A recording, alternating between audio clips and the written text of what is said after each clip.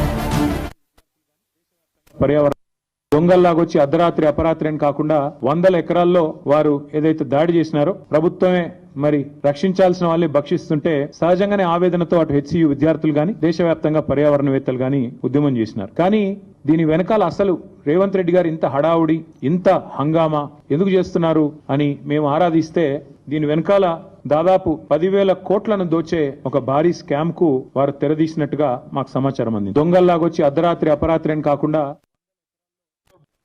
నేను మీ ద్వారా కేటీఆర్ కి ఛాలెంజ్ చేస్తా ఉన్నాను. మీరు మీ 10 ఏళ్ల హయాంలో ఎన్ని వేల ఎకరాలు హైదరాబాద్ ఇన్ అండ్ అరౌండ్ అమ్మినారు? యావత్ రాష్ట్ర వ్యాప్తంగా ఎన్ని లక్షల ఎకరాలు డిఫారెస్ట్ చేసినారు? ఎన్ని కొండలు మీ హయాంలో కరిగిపోయినాయి? ఎంత ప్రభుత్వ భూముల యొక్క విధ్వంసం జరిగింది? ఎంత ఆర్థిక విధ్వంసం జరిగింది? ఇవన్నీ కూడా చర్చించుకుందాం. కేటీఆర్ రా, ఇలా సిబిఐ విచారణ అడుగుతా ఉన్నాం. నీ మీద సిబిఐ విచారణ చేయాల్సిన అవసరం ఉంది. వల్ల యథేచ్ఛగా 10 ఏళ్లు రాష్ట్ర యొక్క ఖజానాను దోపిడీ చేసిన మీ కుటుంబం, నేను ఆన్ రికార్డ్ చెప్తా ఉన్నాను, ఈ దేశ చరిత్రలో అత్యంత తక్కువ సమయంలో అత్యంత ఎక్కువ ప్రజాధనాన్ని దోపిడీ చేసిన కుటుంబం ఏదో ఉంది అంటే కేసీఆర్ కుటుంబం.